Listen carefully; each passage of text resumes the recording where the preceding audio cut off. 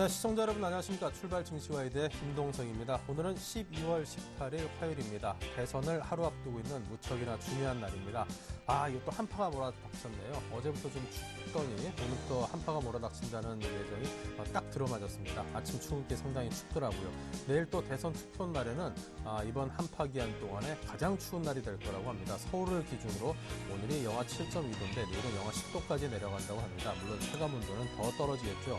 자, 그래서 이제 투표장으로 가는 가장 큰 장애가 날씨다 이런 말도 나오는 것 같은데, 자, 여러분께서 뭐 매년 있는 일도 아닙니다. 5년 또 뭐 총선도 있고 그러니까요. 몇 년이라고 표현하기 낫겠네요. 몇 년에 딱 하루 여러분께서 한 20분 30분 집 앞에 왔다 갔다 하는 그 정도 수고 정도에 지나지 않으니까 그런 날씨 같은 장애에 구애받지 마시고 여러분의 소중한 권리 또 반드시 또 행해야 될 시민으로서의 의무와 책임 반드시 행하시기를 꼭 믿어 의심치 않겠습니다. 자, 그럼 믿음을 담고 오늘 출발 증시에서 시작을 하겠습니다. 자, 지상파 DMB 채널 U1, KT 올레 IPTV, LG U 플러스 TV로도 저희 프로그램 함께 시청을 하실 수 있습니다. 자, 먼저 1부에서 준비한 오늘 주요 코너들부터 살펴보겠습니다. 네, 강정원의 시초가 공략주에서는 메리츠 중금증권 영동지점 강정원 부장과 함께 장초반 수익 극대화 가능한 종목을 들어보고 그에 따른 전략을 세워보겠습니다. 네, 대선을 하루 앞두고 고수들은 과연 시장을 어떤 시각으로 바라보고 있는지 김도영의 작전 타임에서 알아보죠. 전일 시장이 빠진 이유가 재정 절벽이었고 또 간밤에 미국 시장이 비교적 큰 폭으로 오른 것도 재정 절벽 덕분이었다고 합니다. 자, KTB 투자증권 이성웅 대리가 이렇게 당분간 시장은 재정 절벽 이슈로 일희일비할 수밖에 없다고 하는데요. 자, 이런 시장 상황 속에 투자 대응은 어떻게 해야 할지 알아보겠습니다. 네, 다음은 업종 스캐닝입니다. 주요 업종과 종목들의 흐름 실시간으로 살피고 효과적인 대응 전략도 세우도록 하겠습니다. 네, 자, 먼저 오늘의 첫 코너입니다. 강정원의 시초가 공략주입니다. 메리츠 종금증권 영동지점의 강정원 부장과 전화 연결되어 있습니다. 안녕하십니까? 네, 안녕하세요. 네, 강 부장님도 내일 투표하러 가실 거죠? 그럼요. 예, 꼭 가시리라 믿어 의심치 않겠습니다. 네네. 네, 어디 놀러 가시면 안 됩니다. 네, 투표하고요. 네.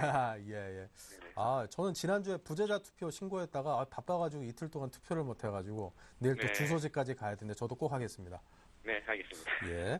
자, 어제 추천해주신 진성TC, 장중에 그냥 최고 5%가량 상승하기도 했네요. 자, 흐름이 매우 좋았는데 역시 강 부장님답습니다. 자, 목표가는 어제 제시해주신 9,250원. 이게 그대로 가져가도 될까요?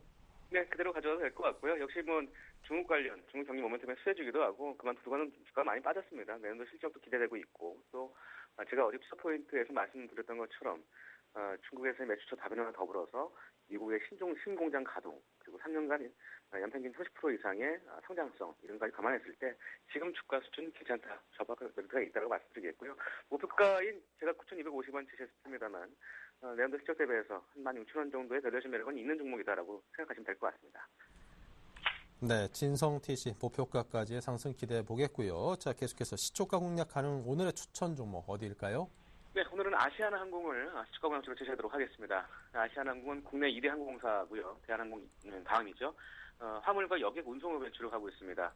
11개사의 연결 대상 종속회사를 보유하고 있고요. 아시아나 IDT, 아스항공, 아시아나 보안개발, 금호터미널 총 4개사가 있고요. 일본과 중국 노선의 비중이 각각 16%와 20%를 차지하고 있습니다.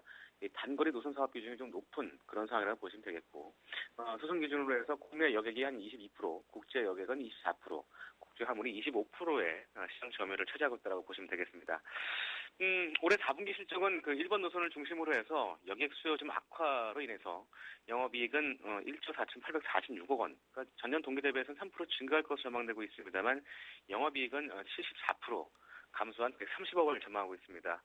영업이익 역성장 추세가 좀 확대될 것으로 전망이 되고 있는 그런 상황이 좀 실적적인 부분을 먼저 말씀드리겠고요. 투자 포인트는 4가지를 줄 수 있는데요. 첫 번째는 그 화물시장 MS 확대 효과를 들 수 있습니다. 최근 화물시장이 좀 부진한 모습이 있습니다만 6월과 8월에 화물기를 2대 추가하면서 MX를 확대를 했습니다.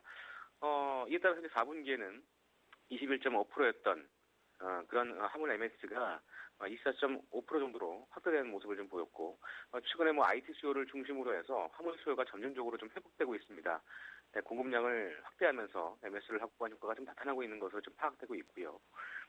향후에 화물시장 개선 시에 그 이익 개선 추세가 가파르게 나타날 수 있을 것으로 전망되고 있는 부분입니다. 두 번째는 원화 강세를 둘 수 있는데요. 원화 강세 흐름이 역시 뭐 올해뿐만 아니라 내년도에도 기회적으로 나타남과 동시에 이 역시 이제 항공주들 대한항공과 더불어서 아시아나항공이 수익 구조가 개선될 것으로 전망되고 있습니다. 뭐 항공기 구매와 관련돼서 이 아시아나항공은 그 외화 부채 비중이 높고 외화 결제 비중이 높아서 영업 비용 감소가 예상되고 있는 상황이기 때문에 역시 이제 이런 부분들이 수혜가 될 수 있는 그런 모습이라고 보시면 되겠고, 특히 이제 환율이 10원 하락하면 170억 원의 영업이익이 예상되고 있는 상황이기 때문에 역시 이런 부분과 더불어서 실적 호전을 둘 수 있습니다. 올해는 지난해 적자에서 턴어라운드를 기록한 이후에 내년도에는 실적 대폭 개선을 기대되고 있는데요. 올해 매출액 대비해서 내년도에는 한 7% 증가한 6조 2천억, 영업이익은 60% 증가한 3,600억대를 전망하고 있습니다. 순이익도 올해 630억대에서 내년도에는 2,300억대로 대폭 증가할 것으로 전망되고 있고, 현주가 PER 7배 수준이고, BPS, 주당수 자산 가치가 5,400원입니다. 3년 평균 PBR이 1.5배고, 적정 밸류에이션은 8,000원대까지는 볼 수 있는 그런 종목이 아시아나항공이라고 보시면 되겠고요. 기관과 외국인도 역시 12월 10일 이후에 기관 38만 7천 주, 외국인도 16만 주의 흡연수를 보이고 있는 부분, 이런 부분들도 투자 포인트로 지시하도록 하겠습니다. 네, 아시아나항공 최근 한국 기관에서 선정한 6년 연속이었던가요? 뭐 최고 항공사로 또 선정되는 그런 기염을 토하고 있는데 그만큼 또 질적 경영이 상당히 시장에서 호응을 받고 있는 듯합니다. 자, 아시아나항공 목표가 손절가 자세한 투자 전략은 어떻습니까? 네, 역시 매수가는 시초가고요. 목표가는 6,700원, 손절가는 6,000원 상황에서 손절로 대응하시기 바라겠습니다. 네, 목표가 6,700원, 손절가 6,000원을 제시해 주신 아시아나항공이었습니다. 지금까지 메리츠종금증권 영동점의 강정원 부장이었습니다. 감사합니다. 네, 고맙습니다. 자, 오늘 저와 함께 하실 두 분 소개해드립니다. LNS 파트너스의 하창봉 팀장, 골든 이글 투자자문의 정태근 팀장 두 분 모셨습니다. 어서 오십시오. 반갑습니다. 네, 자 먼저 동시효과 상황을 정리를 해봐야 될 텐데요. 지금 양시장이 비슷하게 좀 보합권을 사이에 두고 오르락 내리락 소폭에서 움직이고 있습니다. 조심스러운 움직임. 자, 코스닥 코스피 동시효과 상황부터 보겠습니다. 하창봉 팀장님. 네, 해외 시장 한 100포인트 정도 상승을 했습니다만 아침 동시효과 들어오는 종목들을 보면 조금 약한 모습입니다. 일단 삼성전자 한 1% 빠지면서 148만 6천 정도 들어오고 있고, 어저께인데 엔화 약세 때문에 조금 조정을 받았던 자동차 같은 경우도 역시 동시효과는 조금 약한 모습입니다. 현대차가 한 22만 5천 원 보합세를 보여주고 있고요. 기아차 같은 경우는 1.7% 하락하면서 어제 6만 원 내줬었는데 아침 동시효과 같은 경우도 5만 8,200원 정도 들어오는 모습입니다. 그리고 그나마 시가총액 상위 종목에서는 포스코 흐름이 상당히 좋죠. 최근에 35만 원까지 올라갔었는데 동시효과 흐름 같은 경우도 1.13% 상승한 35만 7천 원 보여주고 있습니다. 현대모비스도 동반 약세를 이어가는 모습이죠. 오늘도 아침 0.7% 하락한 28만 9,500원을 보여주고 있고요. LG화학은 그래도 약간 강보합세로 들어오는 모습입니다. 0.3% 상승한 32만 7천 원으로 들어오는 모습입니다. 조선주 같은 경우 사실 삼성중공업을 선두에 상당히 좋은 걸 보여줬었는데 동시효과 같은 경우는 삼성중공업은 마이너스 0.9% 하락, 현대중공업은 0.65% 상승하는 23만 3천 원 효과 들어오고 있고요. 신한지주나 KB금융 같은 경우도 지난주는 조금 좋았습니다만 아침 동시효과에는 한 0.3% 수준으로 소폭 빠지는 모습입니다. 경유주에 대한 흐름이 조금 좋은 것 같은데 SK이노베이션에 대해서 2.65% 상승하면서 17만 4,500원의 효과가 들어오고 있고요. IT 종목 중에서는 그래도 그나마 견고한 것이 하이닉스죠. 하이닉스에 대한 흐름 오늘도 조금 좋게 들어오는 모습입니다. 아침 동시효과에 0.9% 상승한 26,900원의 모습 보여주고 있습니다. NHN 최근 조금 약하죠. 아침 같은 경우도 역시나 한 0.4% 상승한 흐름을 보여주고 있습니다만은 23만 원 내준 이후에 장 초반 같은 경우에 22만 8천 원 정도 보여주고 있고요. LG 디스플레이 같은 경우도 많이 빠졌습니다. 사실 최근에 3만 원 초에까지 기간의 외국인의 공격적 매도가 나오면서 많이 빠졌었는데 일단 장 초반 같은 경우는 단기 급락했다는 반발 매수성이 좀 들어오면서 31,450원 정도, 즉 2% 조금 상승하는 모습이고요. CJ 제일제당 같은 이제 내수주 같은 경우도 최근 흐름이 조금 좋았는데 아침 같은 경우는 CJ 제일제당에 대해서는 0.4% 상승 35만 원 정도 보여주고 있습니다. 어저께 한국가스공사의 모습도 조금 좋았죠. 장 초반 같은 경우도 0.9% 상승한 27만 6,200원 정도 효과가 보여주면서 코스피 기준은 대체적으로 시가총액 상위 5위 종목 내에서는 조금 지지부진한 모습, 그리고 5위에서부터 20위권 내 종목은 조금 강한 모습을 보여주고 있습니다. 네. 자, 계속해서 코스피 동시효과 상황, 코스닥 동시효과 상황 어떤지 또 보겠습니다. 네, 코스피 같은 경우는 강보합권 출발이 현재 예상이 되고 있지만 코스닥 같은 경우에는 0.11% 정도 현재 하락 출발이 예상이 되고 있습니다. 전일 같은 경우 1.25% 정도 하락을 하면서 485포인트에 마감을 했었는데 오늘 485포인트를 이탈하면서 출발할 것으로 현재 좀 예상이 되고 있습니다. 자, 시가총액 상위 종목들 출발 상황도 한번 좀 살펴보게 된다면은 서울 반도체가 이제 0.2% 정도 현재 강보합권 출발이 예상이 되고 있고요. 어제 2.2% 정도 하락했던 셀트리온 같은 경우에도 셀트리온 같은 경우에는 마이너스 2.8% 정도 현재 하락 출발이 예상이 되고 있습니다. 그 외 종목들도 한번 살펴보게 된다면 SK 브로드밴드가 마이너스 0.44%, 동서가 마이너스 2%, OCI 머티리얼즈가 마이너스 1.07% 정도 현재 하락 출발이 예상이 되고 있고요. 그리고 메가스터디가 0.13%, 태용이 0.45%, CJ오쇼팽이 0.19%, 네오이즈게임즈가 1.03%, 성강밴드가 1.32% 정도 현재 상승 출발이 예상이 되고 있습니다. 그 외에도 종목들 한번 살펴보게 된다면 어제 큰 폭의 하락했었던 다음 같은 경우는 마이너스 0.79%, 동구 SNC가 마이너스 0.18%, 공이파이 마이너스 0.94%, 주성엔지니어링이 마이너스 1.87% 현재 하락 출발이 예상이 되고 있습니다. 자, 이렇게 해서 지금 현재 동시효과 상황을 살펴봤는데요. 지금 한 20여 초 정도 지금 시간이 남아 있습니다. 오늘 양시장이 모두 상승으로 돌아섰기 때문에 출발 상황 기대해 보도록 하겠습니다.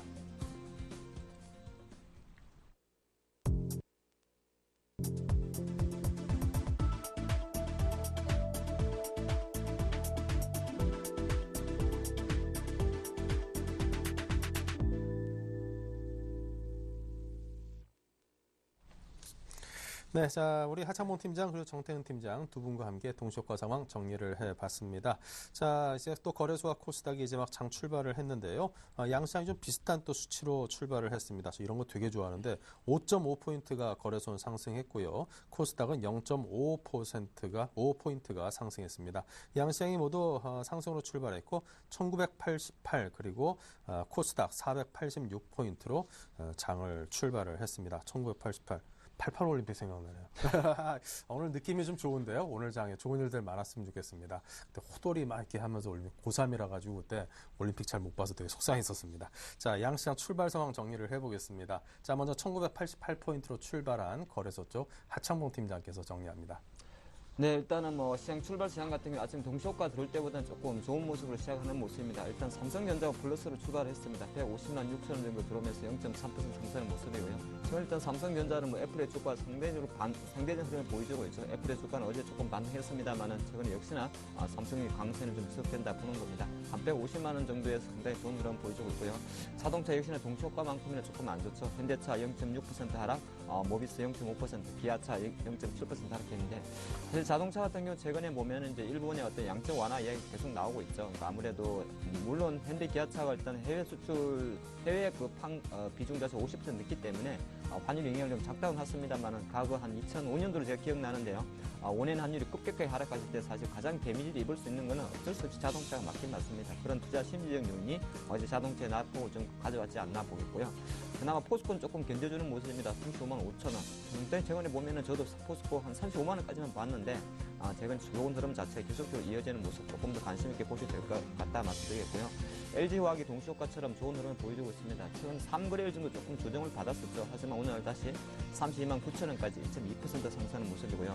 조선주는 조금 쉬어가는 모습 그대로 이어가는 모습입니다. 최근 일주일 동안에 삼성중공업이 한 38,950원에서 멈춰있고 현대중공업 23만 원 정도 좀 멈춰있는데 일단은 조선업종에 대해서도 사실 낙폭 과대에 따른 어느 정도 반등이 나왔었고 그 위에 약간 좀 쉬어간 흐름 보여주고 있습니다. 한국전력의 흐름 상당히 최근에 좋죠. 오늘 같은 경우도 0.8% 상승합니다. 사실 한국전력 같은 경우는 전기요금 인상, 대선 끝나고 나면 음식료도 인상할 것이고 전기료도 인상할 가능성이 상당히 많고요. 또 최근에 했던 그 CEO 리스크는 어느 정도 새로운 사람이 이름이 갑자기 생각이 안 나네요. 그분이 대표이사로 다시 선임이 되면서 상당히 CEO 리스크 불확실성도 조금 커버되지 않나 그렇게 좀 보는 관점이고요. 하이닉스 역시나 좋네요. 실제 오늘 27,000원까지 올라가는 모습입니다. 최근에 가장 중요한 것이 26,500원 박스권 상단을 돌파하는 예보가 가장 큰 관건이었는데 그때는 기관의 콜 자체가 하이닉스에 대해서 매수가 들어오면서 27,000원까지 올라가는 모습이고요. 아침에 정유주의 어떤 제 흐름이 상당히 좋다 말씀드렸는데 지금 같은 경우도 SK 이노베이션 쪽으로 0.2% 정도 상승하면서 17만 3,500원 사실 중요 3사 같은 경우는 뭐 SK 그 화학 업종 중에서 그래도 그나마 영업이익이 좀 나오는 회사지 않나 보겠습니다. 업종 지수 잠깐 살펴드리면요. 전반적으로 흐르면서 봤을 때 오늘 조금 강세를 보이는 업종은 조금 전에 말씀드린 대로 화학 업종이 가장 좋은 흐름을 보여주고 있습니다. 0.96% 상승하고 있고요. 그 다음에 증권업종, 운수창고, 전기가스 업종으로 상당히 좋은 흐름을 보여주고 있고요. 조금 약세 빠지는 업종은 역시는 자동차가 되겠죠. 운송 장비 업종이 0.47% 하락하는 모습을 보여준다 할 수 있겠습니다. 시가총액 일본 IT 종목 대부분 잔늦게만 살펴보면 역시나 IT 쪽에서는 SK 하이닉스가 가장 좋은 흐름, 삼성전자는 잠깐 그새 내줬네요. 149만 9천 원까지 조금 빠지는 모습이고 SK 하이닉스라든지 그동안 빠졌던 LG 디스플레이 쪽에서 조금 그나마 좀 반등이 모는 모습인데 LG 디스플레이는 최근에 어떤 뭐 실적 우려에 대한 기대감 여러 가지 또 투신의 어떤 매도세 때문에 급락을 했었죠. 그렇기 때문에 3만 원 초까지 떨어지는데 LG 디스플레이 짧은 투자 관점에서는 한 3만 원 초까지 조금 기다렸다가 지금 수급 우위 때문에 갑자기 빠진 거기 때문에 V자 반등보다는 U자 반등 가능성이 많습니다. 그래서 급속 사기보다는 3만 1,000원 밑에서 잠깐 1차 분할 매수 정도의 전략이 어떨까 싶습니다. 네, 자 코스닥 출발 상황은 어떠한지 정태훈 팀장께서 이어갑니다. 네, 일단 강보학권 출발했는데 상승폭을 조금 확대를 시키면서 출발을 했습니다. 0.33% 상승 한 481.09포인트에 현재 출발하고 난 뒤에 계속해서 상승세가 유지가 되고 있습니다. 자, 그래서 오늘 그 시장을 좀 보게 된다면은 최근에 와서 480포인트 전의 어떤 하방행세 조금씩 나오고 있습니다. 그런데 한 가지 아쉬운 부분은 21선을 돌파를 하면서 우상향을 해주지 못하고 있다는 부분이 조금 코스닥 시장 전체적으로 좀 아쉬운 부분이라 좀 말씀 한번 드려봐야 될 것 같습니다. 전일 같은 경우에 시장이 조금 그 1% 넘는 하락세를 보였었는데요. 또 외국인들이 300억 넘는 어떤 매도가 나왔다는 부분들, 그리고 외국인과 기관이 동반적으로 200억 넘게 IT 부품주들을 매도를 했다는 부분들이 시장에 상당히 큰 부담이 되었습니다. 그래서 어저께 인터플렉스 같은 경우 9% 넘는 약세를 보였던 이유가 아무래도 그런 이유가 좀 아닌가 생각이 좀 되고 있고요. 그래서 오늘도 마찬가지로 좀 반등 시도를 좀 주고 있긴 한데 전체적으로 봤을 때 어쩔 수 없이 기관의 매도, 외국인의 매도가 IT 쪽으로 집중이 된다면 코스닥 시장이 흔들 수밖에 없다고 좀 봐야 될 것 같습니다. 어떤 대선 테마에 대한 부분도 기대감이 아직까지 조금 남아있긴 하지만 그렇다고 하도 항상 말씀을 드리지만 끝물의 어떤 상황이 놓여있기 때문에 어쨌든 코스닥 전체적인 업종의 강세 그리고 시가총액 종목들의 강세가 좀 이어져야 코스닥 시장도 좀 견고하게 버틸 수 있다는 부분들 한번 좀 말씀 좀 드려보도록 하겠습니다. 코스닥 시가총액 상위 종목들 간단하게 좀 살펴보게 된다면 서울반도체가 0.21% 상승 출발했고요. 그리고 SK 브로드밴드가 0.44%, 메가스터디가 0.63% 현재 상승 출발했습니다. 그리고 태용이 마이너스 0.45%, 동서가 마이너스 2.3%, 그리고 태광이 마이너스 1.1% 정도 현재 하락 출발을 했습니다. 네. 자, 계속해서 외환과 채권 시장의 동향도 점검해 봐야죠. 한양증권의 전소영 연구원입니다. 안녕하세요. 네, 안녕하세요. 자, 지금 외환 시장의 현재 흐름이 어떻습니까? 앞으로 좀 굵직한 이슈들을 앞두고 어떤 변동성이 좀 있지 않을까 그런 생각도 드는데요. 네, 오늘 달러원 환율 전일 대비 1원 하락한 1071원 50전에 거래 출발하고 있습니다. 계속해서 이제 대외 변수에 의해서 조금씩 움직이곤 있습니다만은 당국의 개입 경계감이 계속 작용을 하고 있기 때문에 1070원을 하회하기는 쉽지 않은 흐름들이 연출되고 있다고 볼 수가 있겠습니다. 전반적으로는 위험 통화의 상대적인 강세가 지속이 되고 있는데요. 특히 이제 오늘 이제 이번 주에 있을 BOJ의 통화정책 회의라던가 그리고 우리나라의 대선을 앞두고 있기 때문에 특히 이제 내일 같은 경우는 이제 우리나라 금융시장이 휴장인 관계로 오늘은 상당한 관망세를 연출이 될 것으로 예상이 되고 있습니다. 특히나 이제 목요일날 BOJ 통화정책 회의가 예정이 되어 있기 때문에 최근 들어서 엔원 크로스 환율에 연동되는 우리나라 달러원 환율의 영향력이 크기 때문에 이런 부분들을 좀 확인하고 가자라는 심리가 팽배할 것으로 예상이 되고 있습니다. 전반적으로 이제 유로엔 우리가 이제 흔히 얘기하는 위험 통화 안전 통화 대비 이제 위험 통화의 비율인 유로엔 환율이 지난 3월달 이후에 최고치를 기록을 하면서 대체로 이제 위험 통화로의 자금 이동이 좀 나타나고 있는 것이 아니냐라는 이런 좀 관점이 가능하겠고요. 이런 관점에서 바라봤을 때 우리나라 환율도 추가적인 하락은 가능할 것이다라는 이런 판단입니다. 다만 이제 연내에 이런 흐름이 나타나느냐 여부가 상당히 중요한 포인트가 될 것으로 예상이 되고 있는데요. 아무래도 이제 개입 경계감이 있고 그 연말을 맞아서 북클로징이 좀 나타나고 있기 때문에 거래량이 상당히 감소했습니다. 이런 부분들을 좀 고려했을 때 장중 변동성도 줄어들고 좀 대체적으로는 좀 무거운 흐름이 이어질 가능성이 높다라는 판단입니다. 네, 자, 약세 흐름을 지속하고 있는 채권 시장의 현재 흐름은 어떻습니까? 네, 오늘도 국채 선물 약세 출발하고 있습니다. 전일 대비 사틱 하락한 105.87에 국채 선물 거래 출발하고 있는 모습입니다. 전반적으로 이제 기술적으로는 주요 이동 평균선들을 금리들이 상향 돌파, 즉 약세 흐름에 기조적으로 좀 접어드는 모습들을 보이고 있다라는 것이 최근 채권 시장의 특징적인 흐름입니다. 다만 이렇게 변동성이 확대되기에는 연말이라는 이런 변수들도 있고 아직까지 재정 절벽이라는 이슈들이 해결되지 않았다라는 이런 점에 있어서 변동성은 상당히 좀 줄어들고 있는 모습이고 방향성으로는 계속 좀 약세 쪽으로 흘러가는 것이 아니냐라는 이런 분위기가 형성이 되어 있습니다. 다만 이제 시중에 좀 유동성이 풍부한 상황이기 때문에 이런 좀 금리가 상승할 때마다 대기 매수세들이 꾸준하게 진입하고 있다라는 점도 최근 채권 시장의 특징적인 흐름이라고 볼 수가 있겠습니다. 오늘 같은 경우는 국채 선물 12월물 만기가 예정이 되어 있습니다. 만기 이후에 변동성이 좀 커질 가능성이 있겠습니다만은 특히 이제 외국인의 흐름에 좀 주목하실 필요가 있을 것으로 예상이 되고 있고요. 전반적으로는 약세 흐름 연내까지 계속 지속될 것으로 보입니다. 네, 자, 이렇게 해서 외환과 채권 시장 점검을 해봤습니다. 전소영 연구원이었습니다. 감사합니다. 네, 감사합니다. 네. 자, 다음 고수들이 오늘 장에서 과연 어떤 전략을 세우고 임하는지 김도영 대표를 연결해 듣겠습니다. 안녕하세요. 네, 안녕하십니까. 네, 오늘 장 어떤 전략으로 대응하실 예정인지요? 네, 일단은 코스닥보다는 유가증권 시장 쪽으로 좀 집중력을 하면서 봐야 되지 않을까라는 생각인데요. 오늘 시장에서 가장 큰 관전 포인트는 외국인들의 현 선물에 대해 동반 매수세가 꾸준하게 유입되는지를 체크해 보려고 합니다.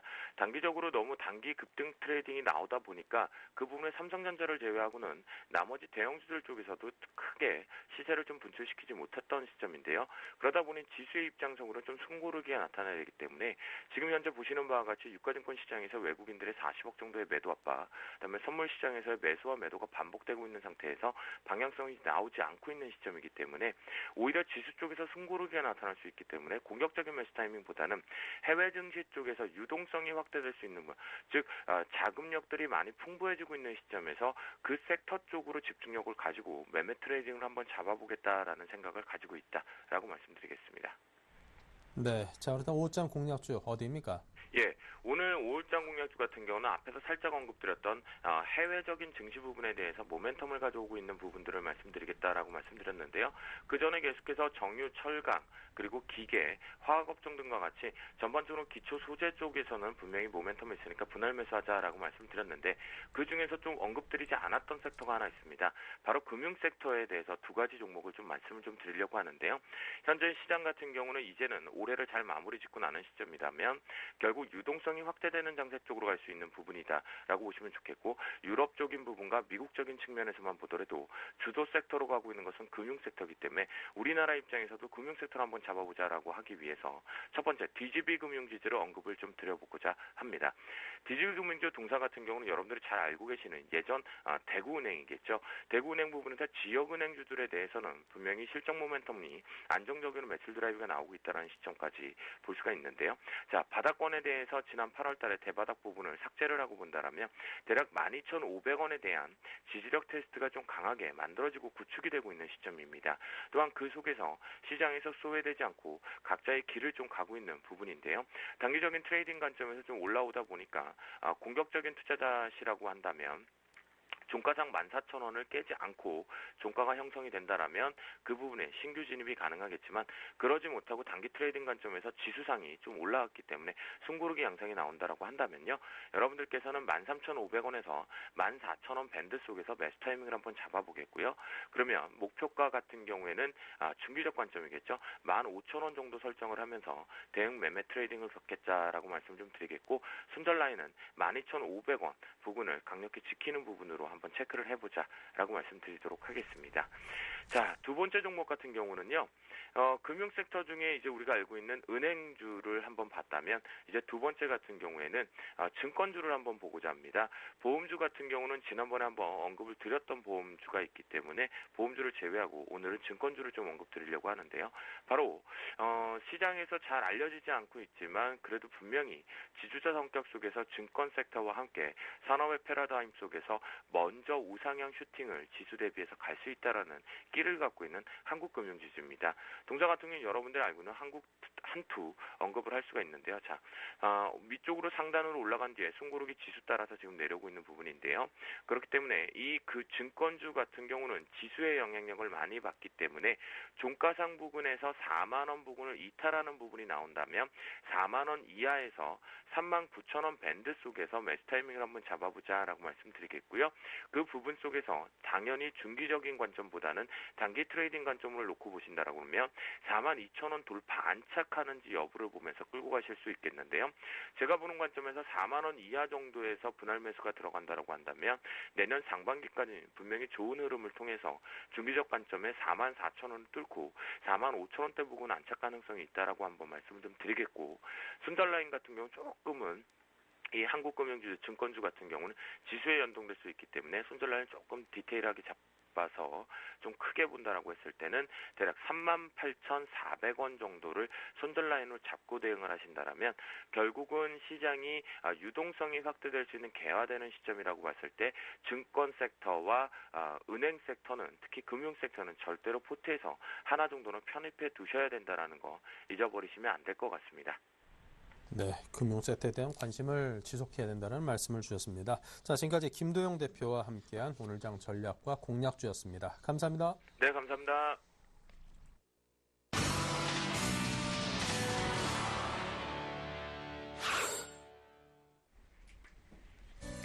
네, 안녕하세요. 여의도 리포트 김보람입니다. 재정절벽 협상에 대한 낙관론이 퍼지고 있지만 국내 증시의 상승폭은 제한적입니다. 이렇게 뚜렷한 방향성이 없는 국내 증시 어떠한 전략이 필요한지 이 시각 증권사 리포트를 통해 확인해 보겠습니다. 먼저 현대증권입니다. 단기 조정 가능성과 기술적 대응의 팁에 대해서 말합니다. 신한금융투자는 후반전을 대비하라, 외국인 따라 쇼핑하기 두 번째 리포트고요. 한국투자증권은 시스템 설치 중심으로 성장한 미국의 태양광 업체에 대해 살펴봅니다. 신영증권은 코스피 상승 아직 충분하지 않다고 보고 있고요. 마지막으로 KTB투자증권은 재정절벽에 따른 급등락 가능성에 대해 분석해봅니다. 이 가운데 현대증권부터 살펴보겠습니다. 지난 13거래일 동안 지속된 외국인의 순매수 규모는 약 2조 5천억 원에 육박합니다. QE4 단행으로 QE2 시기가 재연될 것이라는 기대가 높아지고 있는데요. 내년에도 경기 회복 기대가 이어질 것으로 보이지만 재정 절벽과 엔화 약세가 단기 변수로 남아 있습니다. 현재 기술적 측면에서도 단기 상승에 따른 부담이 있어 속도 조절 국면이 전개될 가능성이 큰 상황입니다.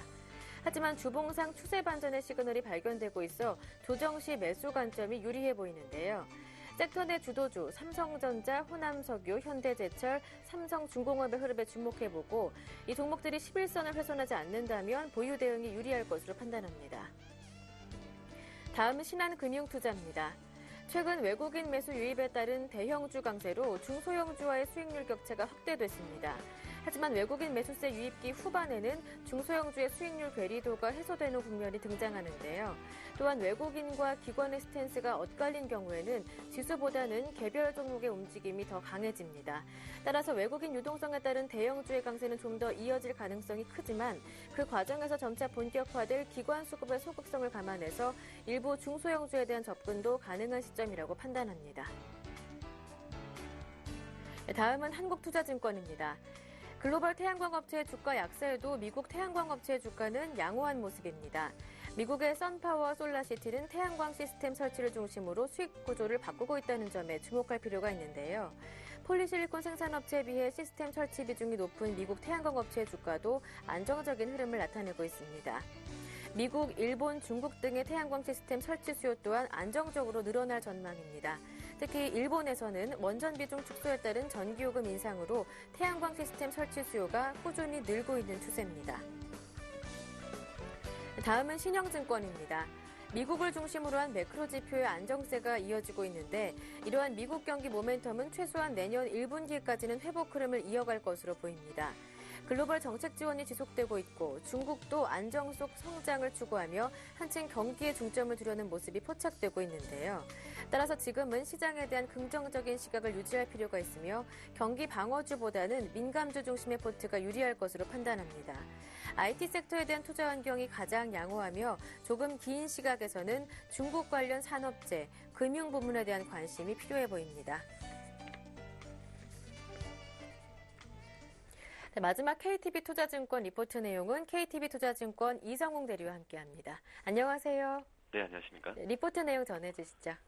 네, 우선은 코스피 지수 같은 경우에 어제 시장이 좀 재정 절벽에 대한 위험 부담 때문에 주가가 떨어졌던 점을 본다면 어제 같은 경우에 미국 오바마 대통령이 그러한 좀 공화당 소속인 존 베이너 하원 의장과 백악관 회동 소식에 대한 하면서 재정 절벽에 대한 그런 협상 타결 기대감이 모아졌다고 볼 수 있겠습니다.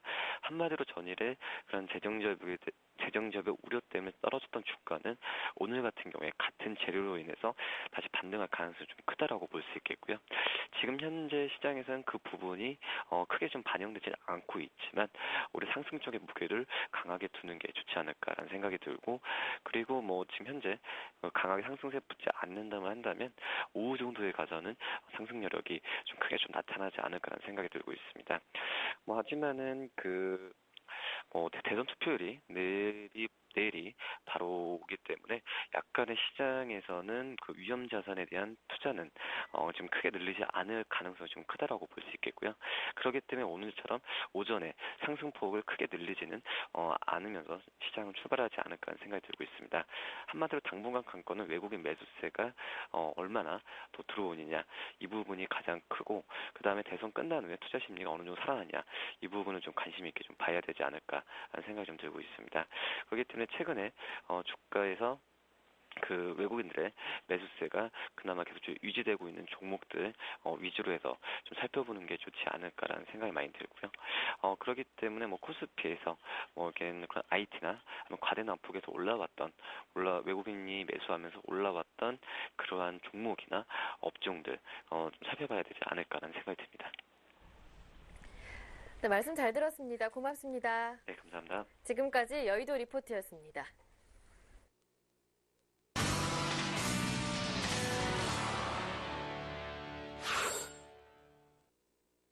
네, 자, 업종 스캐닝 시간을 통해서 실시간으로 시장을 상세히 살펴보겠습니다. 먼저 하창봉 팀장께서 IT 운수장비 정유화학업종을 봅니다. 네, 1990선까지 좀 올라가다가 장은 조금 또 쉬어가는 흐름을 보여주고 있는 것 같습니다. 아무래도 업종 대표주 종목 중에서 조금 쉬는 흐름이 나오다 보니까 그런 흐름이 좀 나오지 않나 보겠고요. 삼성전자부터 잠깐 살펴드리면 150만 원. 사실 최근에 삼성전자는 150만 원에서는 별로 사고 싶지 않죠. 저도 개인적으로 조금 내려왔으면 좀 투자를 하겠다는 생각을 좀 갖고 있는데, 아마 이런 투자 심리는 시장에 참여하는 모든 투자가들이었던 같은 맥락인 것 같습니다. 하지만 좀 긍정적인 것은 삼성전자는 내년 2023년 1월 4일 금요일 정도에 아마 4분기 실적 발표가 잠정치가 보통 발표되는데, 그때까지는 일단 항상 좀 강세 기조를 이어간다는 거, 그리고 빠질 때마다 조금 관심 가지는 괜찮지 않나 보겠고요.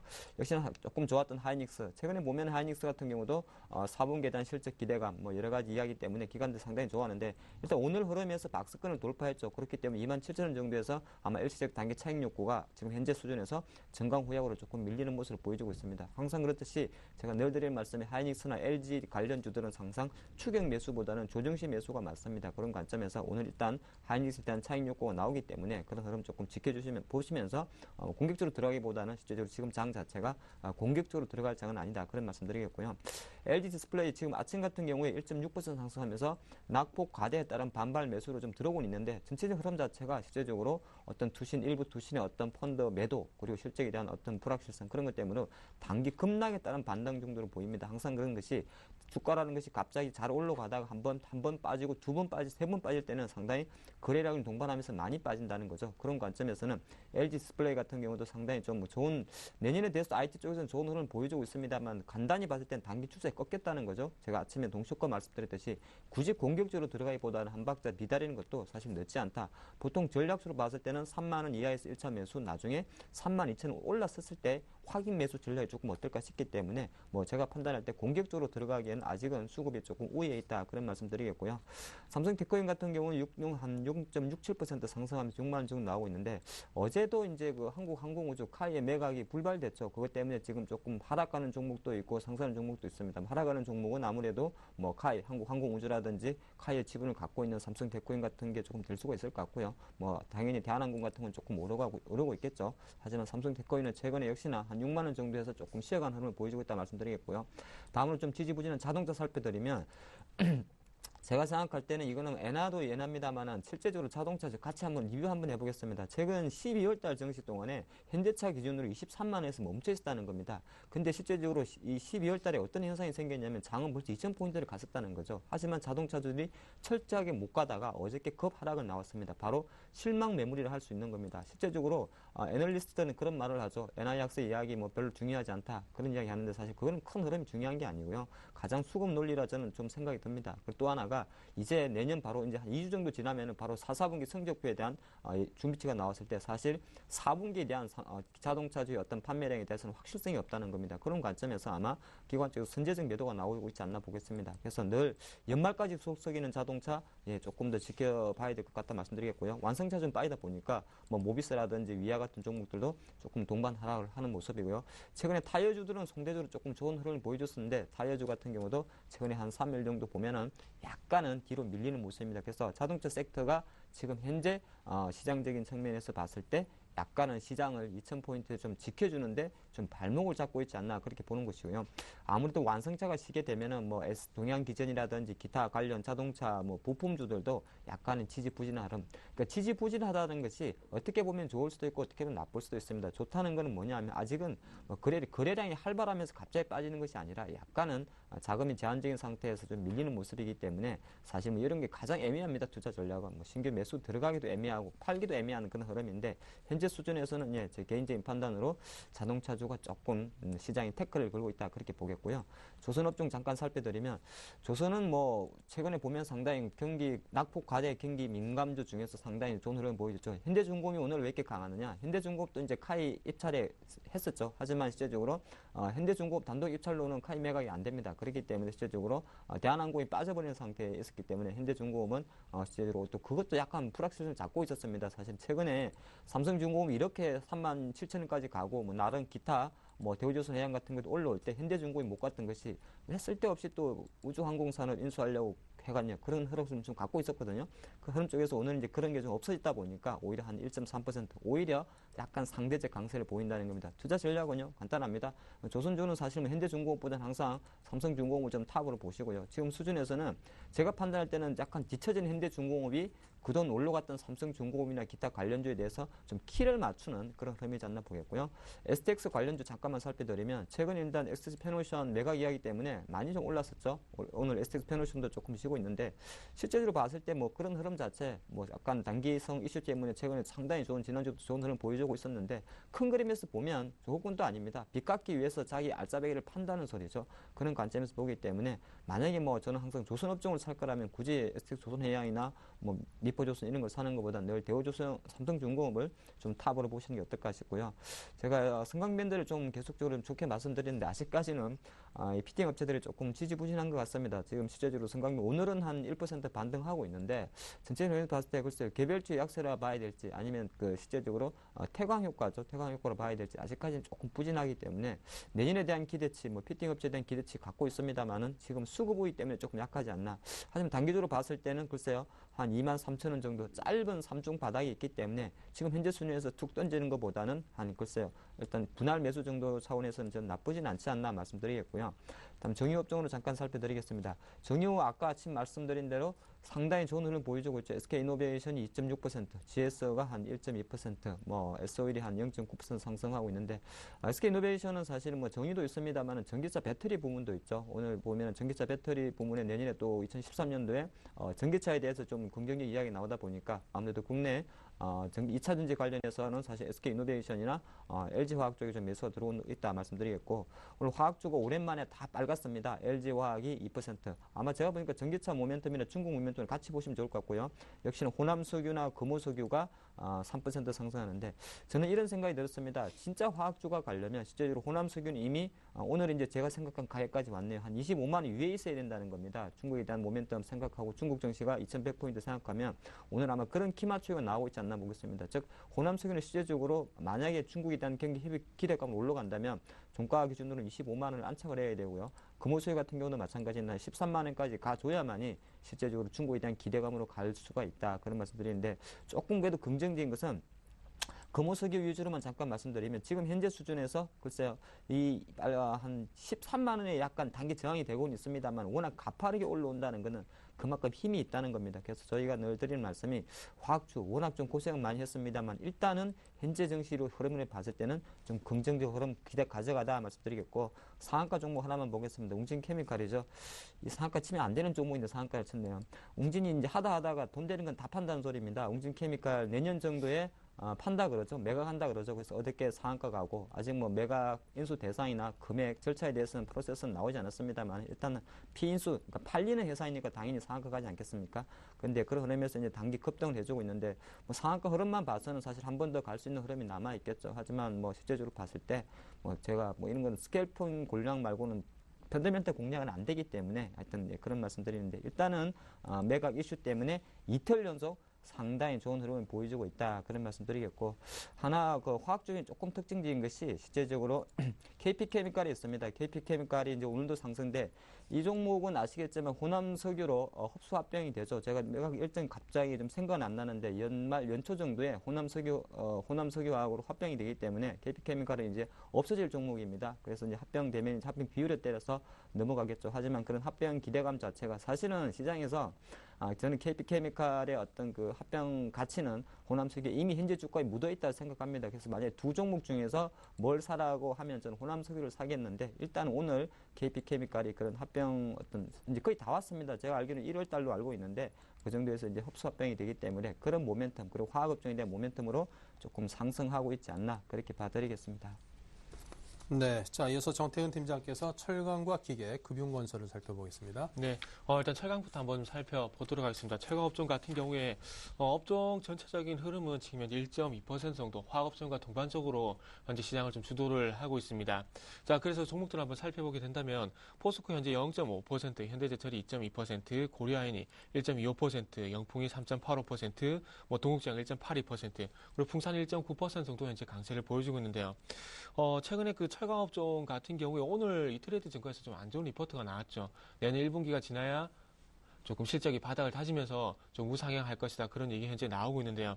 그러나 그런 부분보다 어쨌든 그 이전에 나왔던 리포트 4분기에 바닥을 다질 것이라는 부분들 그리고 최근에 한 가지 더 말씀을 좀 드려보자면은 미국 어떤 저금리 기조가 계속해서 유지가 되게 되면서 어떤 통화 쪽보다는 어떤 상품 가격 상승으로 인한 어떤 부각 그런 부분과 동반돼서 중국의 어떤 경기가 회복이 되게 되면서 내수 경기 부양 즉 사회 인프라 투자로 인해서 수요가 증가할 것이라는 부분들이 아무래도 최근에 철강 업종에 좀 호재가 되는 것이 아닌가 좀 생각을 하고 있습니다. 그래서 실질적인 어떤 그 최근에 철강석 가격도 그렇게 계속해서 아직까지 반등을 못 주고 있기 때문에 어떤 전체적인 업황 개선보다는 아무래도 내년에 대한 기대감 이런 부분들이 좀 반영이 되고 있는 것이 아닌가 생각이 되고 있습니다. 그리고 계속해서 시장의 어떤 저금리 기조가 지속이 되게 된다면 통화 어떤 대안 투자라고 될까요? 이런 부분들에 대해서 부각이 될 수밖에 없을 것 같은데요. 그렇다면은 그와 관련해서 금이라든지 그리고 상품 이런 부분들 부각이 될 수 있기 때문에 그런 부분도 좀 최근에 좀 호재가 되고 있다 봐야 될 것 같습니다. 그래서 지금 현재 오늘 아침에 고려한 1.3% 정도 이제 강세를 보여주고 있고요. 풍산 1.77% 정도 강세를 보여주고 있는데 제가 보기에는 고려아연보다는 풍산 쪽이 아무래도 상품 가격 상승에 대한 수혜가 좀 있지 않겠나 생각을 하고 있습니다. 화면 보신 바와 같이 고려아연 쪽보다는 아무래도 지금 현재 전체적인 추세를 봤을 때는 풍산이 좀 더 좋습니다. 아무래도 잘 아시다시피 동파이프죠. 동 제품을 생산을 하고 있는데 그 이전에 동 같은 경우에는 아연과 그리고 구리를 6대4 정도 혼합을 해서 만드는 제품이기 때문에 구리 가격이 상승을 하게 된다면 그로 인한 제품 가격 상승분을 반영할 수 있기 때문에 풍산이 아무도 그 고려아연보다는 최근에 좀 긍정적인 흐름이 나오는 것이 아닌가 좀 생각을 하고 있습니다. 영풍이 3.8% 정도 강세를 보이고 있는데 그런 방금 전에 말씀드렸던 어떤 상품 가격 상승에 대한 부분들도 영풍에 조금 반영이 되는 것이 아닌가 좀 이렇게 말씀 한번 드려보고 싶고요. 자, 포스코가 최근에 계속 상승세가 현재 이어지고 있습니다. 지금 현재 241선까지 현재 추가적인 상승이 이어질 것인가 그런 부분이 저는 좀 관건이라 봐야 될 것 같은데요. 포스코 같은 경우 최근에 기관의 수급이 계속해서 유지가 되고 있습니다. 방금 말씀드렸던 여러 가지가 이유가 있긴 하지만 그렇다고 하더라도 기관의 수급 안 볼 수가 없는데요. 이 기관의 수급이 계속해서 지속이 되는지 여부를 보시고 어떤 대응을 하시는 게 맞을 것 같습니다. 물론 목표가 정확하게 제시를 하는 것도 좋겠지만은 이런 목표가를 제시를 하더라도 수급이 이어질 것인가 말 것인가 그런 부분이 중요하기 때문에 기관의 수급 계속 좀 체크를 해보시고요. 포스코 같은 경우 경우에 화면을 보신 바와 같이 241선이 계속해서 이 종목은 저항이 되고 있는 종목입니다. 그렇다면 최대 상승폭을 한번 노려보게 된다면 36만 5천 원에서 한 37만 원 정도 한번 노려보시라고 말씀 한번 드려보도록 할게요. 자, 다른 종목들도 한번 살펴보게 된다면, 자, 동국제강이 1.8%, 세아제강이 1.1%, 동부제철이 1.33%, 세아특수강이 1.02% 정도 현재 강세를 보이고 있습니다. 자, 동국제강 그리고 방금 전에 말씀드렸던 세아제강, 동부제철 같은 종목들 같은 경우에 아무래도 뭐 조선업종이라든지 그리고 건설업종과 연관시켜서 말씀을 안 드릴 수가 없겠죠. 포스코 같은 경우에 내년에 전략적으로 지금 이제 조선이라든지 그리고 건설이 한정돼 있던 이런 어떤 매출 구조를 최근에 뭐 셰일가스를 거죠. 셰일가스 관광 파이프 이 부분에 대해서 조금 초정밀 강판을 만들겠다는 그런 얘기가 나오면서 조금 돌파구를 마련해 보려고 하고 있는데요. 그런 부분이 아니라면 어쩔 수 없이 방금 말씀했던 제강 회사들, 제철 회사들 같은 경우에는 조선업종 그리고 아무래도 건설업종과 좀 휘둘릴 수밖에 없을 것 같습니다. 최근에 조선업종이 조금 가격 메리트 때문에 반등을 주고 있다는 부분들에 대해서 좀 연관시켜서 대응을 해본다면은 아직까지도 그렇게 조금 대응을 하시는 게 좀 맞겠다 말씀드려보고 싶습니다. DSM이 0.48%, 포스코 강판이 1.05%, 서원이 1.4% 정도 현재 강세를 보여주고 있습니다. 자, 기업종도 한번 살펴보도록 할게요. 자, 기업종 같은 게 최근에 중국의 경제가 공작회의도 있었죠. 그래서 그런 부분과 조금 연결시켜서 보는 게 좀 맞지 않겠나 생각을 하고 있습니다. 자, 기업종 같은 경우 전체적인 업종지수 같은 경우에는 0.6% 정도 오늘 시장 아침 쪽에서 현재 강세를 보여주고 있습니다. 자, 대표적으로 중국 관련주로 할 수 있는 부분인 두산중공업이 0.5%, 두산인프라코어가 0.29% 정도 현재 강보권 흐름을 유지를 하고 있는데요. 최근에 바닥권에서 좀 상당히 많이 올랐다는 부분들, 한 10% 가까이 현재 올라오고 있는데, 이런 종목들이 바닥권에서 10% 정도 올라왔다는 부분들은 아무래도, 조금은 가격 부담이 좀 있지 않겠나 생각을 하고 있습니다. 그래서 이런 부분들, 계속해서 중국에 대한 부분들 같은 경우에는 일단 어쨌든 방향은 잡았습니다. 방향은 잡았지만 경제정책에 대한 어떤 확정은 내년 3월 전인돼서 확정이 되기 때문에 그 이전까지는 아무래도 기대감으로 좀 대응을 하시는 게 좋지 않겠나 생각을 하고 있고요. 그리고 두산중공업, 두산인프라코 수급적으로 보게 된다면 아무래도 기관의 수급을 안 볼 수는 없을 것 같습니다. 이 두 종목도 마찬가지로 최근에 기관 수급이 유지가 되고 있기 때문에 그런 부분들을 한번 말씀 한번 드려보고 싶습니다. 자, 그 외에도 한라공주가 2.3%, 두산엔진이 1.28%, 성진지오톡이 0.93%, STX엔진이 현재 1.06% 정도 강세를 보여주고 있습니다. STX엔진 그리고 두산엔진 같은 경우에는 아무래도 말 그대로 조선 엔진을 현재 만들고 있죠. 그렇기 때문에 요 종목들이 최근에 바닥을 다지고 올라오고 있는 이유도 아무래도 이런 부분들과 좀 연관성이 있는 것이 아닌가 좀 생각이 되고 있습니다. 그래서 이런 부분들과 좀 연관시켜서 보는 것이 좀 맞지 않겠나 좀 덧붙여서 말씀 좀 드려보도록 할게요. 자, 다음은 마지막 증권업종 한번 좀 살펴보도록 하겠습니다. 자, 지금 현재 시장이 조정을 받고 있음에도 불구하고 증권업종이 오늘 1.1%, 그러니까 증권업종 전체적으로 봤을 때 1.1%가 넘는 현재 강세를 보여주고 있습니다. 자, 지금 최근에 KT가 이트레이드 증권을 매수해 놨을 것이다. 그리고 롯데그룹도 지금 현재 증권업종 소형 증권사에 대해서 인수해 놨을 것이라는 얘기가 나오게 되면서 지금 증권업종이 조금 반등을 주고 있는데요. 우리투자증권이 1.75%, 대신증권이 1.45%, 현대증권이 1.06% 정도 현재 강세를 보여주고 있습니다. 아이러니컬하게도 소형 증권사보다는 대형 증권사 쪽으로 현재 강세를 보이겠다는 부분이 오늘의 시장의 좀 특징적이라 좀 봐야 될 것 같습니다. 그래서 어쨌든 증권사 같은 경우에 조금 전에 말씀을 좀 드렸듯이 전체적인 M&A에 관한 부분들이 상당히 부각이 되고 있기 때문에 그런 부분들을 좀 제외해 본다면 아직까지 증권 회사들의 어떤 수익성은 아직까지 개선이 더디게 진행이 되고 있습니다. 그래서 이런 부분들 볼 때 아무래도 단기적인 M&A 이슈 이런 부분들과 좀 연결시켜서 보는 게 맞지 않겠나 생각을 하고 있습니다. 아무래도 우리투자증권 같은 경우에 대형 증권사들이 강세를 보이는 이유는 아무래도 소형 증권사들 같은 경우는 피인수가 되겠지만은 대형 증권사들 같은 경우에는 그와 반대로 소형 증권사라든지 아니면은 어떤 합병을 통해서 캐파를 확대를 할 것이다. 그런 부분들이 조금은 반영이 되는 것이 아닌가 생각이 되고 있습니다. 그래서 최근에 어떤 우리투자증권, 대우증권, 삼성증권 같은 경우는 아무래도 유상증자를 했었죠. 그래서 유상증자 하게 되면서 어떤 자금에 대한 부분들이 여유가 있기 때문에 그런 부분들을 한번 보시는 게 좋을 것 같습니다. 자, 그래서 우리투자증권이 2.1%, 대신증권이 1.28%, 동양증권이 1.01%, 기업증권이 0.8%, 교보증권이 0.7%도 현재 강세를 보이고 있다는 부분들 마지막으로 한번 좀 말씀드려 보도록 할게요. 자, 다음 은행업종 한번 살펴보도록 하겠습니다. 자, 은행업종은 지금 현재 지방 그리고 국내 한정된 업종들 외에는 크게 힘을 좀 못 쓰고 있다고 좀 봐야 될 것 같습니다. BS 금융지수가 1.9%, 외환은행이 1.49%, 우리금융 1.33% 정도 현재 강세를 보여주고 있는데요. 지금 현재 그 방금 말씀드렸던 종목들 같은 경우에 바닥에서 지금 현재 반등을 주고 있다는 겁니다. 그래서 이 부분들이 상당히 특징적이라 봐야 될 것 같은데, 이 종목들 아무래도 시장이 어떤 큰 영향을 받지 않게 된다면 관심을 가져봐도 좋겠지만, 금융업종 같은 경우는 아무래도 유럽 쪽 이슈라든지, 그리고 예대마진, 그리고 최근 어떤 은행에 대한 수익성, 이런 부분들을 안 볼 수가 없기 때문에 매수를 하고 접근을 하시되 리스크에 대한 어떤 관리에 대한 부분들은 아무래도 계속해서 좀 체크를 해봐야 되는 것이 아닌가 좀 말씀 한번 드려보고 싶고요. 자, 그리고 보험업종 같은 경우에는 지금 현재 삼성생명이 0.4%, 하나생명이 0.38%, 동양생명이 지금 현재 0.49% 정도 강보권 흐름이 현재 유지가 되고 있습니다. 네. 자, 계속해서 하창봉 팀장께서 통신유통, 음식료를 이어가겠습니다. 네, 제가 통신에 들어가야 앞서가지고 아까 KP케미컬 조금 부가 설명드리고 가도록 하겠습니다. 제가 깜빡하면 큰일 날 뻔했네요. 이게 오늘이 거래 마지막일입니다. 이제 12월 20일이 이제 다음 주 목요일이죠. 내일 쉬기 때문에 제가 그 부분을 간과해서 한 번 더 부연 설명을 드리겠습니다. 그래서 KP케미컬은 이제 롯데 호남석유하고 흡수합병이 됩니다. 그렇기 때문에 지금 오늘이 최종 거래일이라 보시면 될 것 같고요. 다음 주 금요일부터 1월 14일까지는 실제적으로 이제 거래가 정지가 됩니다. 그리고 실제적으로 이 종목 같은 경우는 최근에 기관들이 왜 사냐 궁금해하실 수도 있는데 제가 아까 말씀드렸지만은 호남석유화학의 주식을 실제적으로 1대 0.05주를 받게 됩니다. 그래서 아마 호남석유를 사기 위한 기관들의 매수가 들어왔다 보는 것이고요. 매수 청구 가격이 12,830원이었습니다. 12,836원. 물론 오늘 사서 팔으시는 분은 괜찮은데 오늘 사시는 분은 매수 청구 가격에는 해당이 안 됩니다. 12,800원은 해당이 안 되기 때문에 실제적으로 본의 아니게 호남석유화학의 주식을 받아야 됩니다. 실제적으로 사명도 이제 롯데케미컬로 바꾼다고 하니까 앞으로는 아마 장고에 롯데케미컬이라는 주식 지키겠죠. 그래서 아까 제가 약간 날짜적인 부분에서 간과했던 부분, KP케미컬은 오늘이 어떻게 보면 최종 거래일이고 다음 주 목요일부터는 한 달 동안 흡수합병으로 통해서 거래가 정지된다는 걸 다시 한번 언급드리고 넘어가도록 하겠습니다. 네, 통신업종 잠깐 말씀드리면요. 통신업종은 사실 뭐 최근에 보면은 뭐 조금 쉬고 있죠. 제가 저는 KT만 좀 좋게 보는데 개인적으로 KT는 보면 한 38,350원 정도 이야기했고요.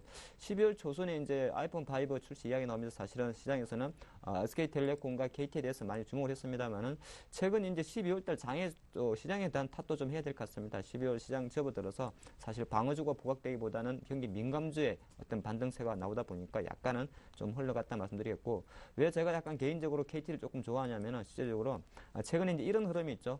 포스코도 이제는 철강 안 돼가지고 비철강 사업의 사례를 주력한다 그러죠. KT도 마찬가지입니다. 통신 쪽도 기본으로 가져가기니와 비통신 부분에서 있던 KT 쪽에서 밀어붙이는 미디어라든지 기타 관련 업종이 사실은 KT의 어떤 새로운 성장 모멘트입니다. 그래서 단순하게 우리가 뭐 LTE 가입자 유치전으로만 보지 마시고 실제적으로 그런 관점에서 봐드리고요. 아마 원래 12월 초에 나왔던 통신업종 보조금 과징금 이야기가 다시 한번 대선 끝나고 나올 가능성이 잠깐 있습니다. 원래는 그 12월 초순이었는데 지금 대선 때문에 조금 미뤄졌거든요. 그런 관점에서는 사실 공격적으로 사기보다 지금 당장 이 통신업종 배당 노리고 산다기보다는 일단은 긍정적인 관점에서 SK텔레콤은 한 15만 원 초순, KT 같은 경우는 38,000원 전후 정도에서 좀 매수해보자 그런 전략을 좀 드리겠고요. 그다음 해운 창고업종 잠깐 좀 넘어가겠습니다. 제가 왔다 갔다 하는 것 같습니다만은 중요한 이슈라서 아까 대한항공, 아시아나항공이 조금 좋은 흐름을 보여주고 있죠. 이제 어제 이야기된 대로 대한항공이 지금 정강에 조금 갔다가 빠지는 이유는 아무래도 이제 카이 매각에 대한 어떤 불확실성을 해소시켰다는 거죠. 그 흐름에서 좀 강하게 출발했습니다만 왜 빠지느냐? 아직까지는 사실은 그 화물 운송에 대해서 상당히 자신을 못한다는 겁니다. 실적에 대한 자신을 못한다는 거죠. 유가, 환율 하락이라든지 외화 부채 리스크에 대한 어떤 그 경감 효과가 있습니다만 실제적인 매출의 어떤 흐름 자체가 부정적이다 보니까 대한항공 같은 경우도 정강 후회로 좀 빠지는 모습이고요. 아시아나항공 같은 경우도 실제적으로 전체적인 흐름은 거의 같은 것 같습니다. 최근에 낙폭 과대 측면에서 올라왔습니다만 조금 약하지 않나. 사실 전 개인적으로 항공업종에 대해서는 여전히 낙폭 과대로 단순 접근하기보다는 실적 부분이 좀 발목을 잡겠다 그런 말씀 드리겠고요. 이제 본론으로 가서요. 이제 섬유의복업종 유통업종 잠깐 살펴드리면 유통업종은 최근에 우리 투자자님들 많이 아실 겁니다. 네, 롯데만 갑니다. 롯데 쇼핑만 항상 최고가입니다. 오늘도 보면 롯데 쇼핑은 1.2% 상승하는 모습이고요. 현대백화점은 조금 쉬어가는 모습이죠. 현대백화점이 아마 코엑스점하고 그런 걸 내년 정도에 이제 리모델링 끝낸다 그러고 2013년도 그 출점 로드맵을 제가 좀 체크해봤더니 2013년도에는 현대는 특별히 새로운 그 백화점을 런칭은 하지 않는다 합니다. 합니다. 하지만 그런 흐름 중에서 아무리 제가 봐도 현대백화점 조금 싸다는 건 좀 말씀드리겠는데 시장의 매기세가 워낙 롯데 쇼핑으로 많이 몰리다 보니까 천천히 흐르면서 사실은 롯데는 계속 사주고 있고 현대나 신세계는 아직까지는 조금 바닥권에서 따라오는 수준이 않나 보겠고요. GS 리테일 같은 경우 잠깐 살펴드리면 최근에 뭐 보면은 그 공정위에서 그랬죠. 신규 출전 250m 이내로 좀 제한한다면서 상당히 250m는 상당히 원래 800m보다 상당히 완화된 규제 요건이었죠. 그런 흐름 때문에 최근은 3일 연속 좋은 흐름을 보여줬습니다. 그래서 GS 리테일에 대해서는 늘 뭐 규제 이야기 나오고 있습니다. 긍정적 뷰 가져가시고요. 투자 관점에서는 실제적으로 최근 단기 흐름 또 조정이기 때문에 21선이 위치하고 있는 대략적으로 3만 원 정도까지 한번 기다려서 매수하는 것도 나쁘진 않겠다는 겁니다. 유통업종 급락했을 때 잠깐 반등하고 진짜 중요한 거는 약간은 이 돌아서는 흐름, 쉽게 말해서 가격 지지가 좀 필요하기 때문에 뭐 좋은 내용은 알고 있습니다만 3만 원 밑에까지 한번 기다렸다가 접근하는 전략이 어떨까 싶고요. 음식료점 잠깐 살펴드리면 음식료점이 이제 그 CJ 제일제당을 순두로 해서 대선 끝나고 나면 다 올린다 그러죠. 뭐 아예 그냥 공식적으로 선언했습니다. 뭐 가격 인상하겠다고 대선 끝나면 올리는데 제가 또 거꾸로 그런 생각도 해봤습니다. 과연 대선 끝나고 진짜 많이 올릴 수 있을까? 그 생각도 잠깐 들었습니다. 올리긴 올릴 겁니다. 올리긴 올리는데 또 1월달쯤에 설날 물가가 있기 때문에 뭐 무턱대고 계속 올릴 수는 없지 않을까 그런 생각 잠깐 하기 때문에 그런 기대감으로 반짝 반등한 이후에 조금 더 쉬어간다는 겁니다. 음식료업종도 사실 뭐 10월달 정도의 강한 랠리를 기대하기보다는 빠질 때마다 조금 바닥을 다지면서 올라오는 흐름이 있기 때문에 그런 부분 참조해 주시고요. 오리온 같은 경우도 마찬가지입니다. 98만 원 정도 좀 반등을 해줬는데 약간 오리온에 대해서 최근에 실적 이야기 조심스럽게 잠깐 나오고 있습니다만은 뭐 최근에 단기 급락에 따른 바로 V자 반등은 좀 힘들 것 같고요. 다시 한번 100만 원 전후에서 조금 지지 행보할 가능성이 있기 때문에 우리 신규 매수 관점에서는 최소한 100만 원 전후 플러스 마이너스 1% 수준에서 좀 공략해보자 말씀드리겠고 크라운 제가 조금 주목이 되나요? 최근에 보면 1% 상승하면서 19만 3,500원까지 올라오고 있는데 뭐 과자가 이제 음식료보다 더 가격 인상 효과가 큽니다. 요새 과자 사보면 바람만 빵빵 들었지 않습니까? 그렇기 때문에 가격만 인수도 그만큼 실적이 좀 되는 거기 때문에 이 과자 업체들 조금 전후 보여주고 있고 농심은 상당히 최근에 뭐 보면은 25만 원 정도에서 상당히 견고합니다. 견고하다는 거는 좋게 보면 좋고 나쁘게도 좋게 볼 수 있는데 일단은 좀 투자 의견은 그냥 보유 수준에서 가져가는 전략이 어떨까 싶으면서 그나마 그래도 오늘 음식료 업종은 약간 방어주 성격을 가져주면서 강세 흐름을 좀 이어가고 있지 않나 그렇게 봐드리겠습니다. 네, 자 끝으로 테마주 흐름은 어떤지 점검해보죠. 네. 내일이 아무래도 좀 대선이다 보니까 뭐 대선 테마를 조금 안 빼놓고 말하기가 좀 힘들 것 같습니다.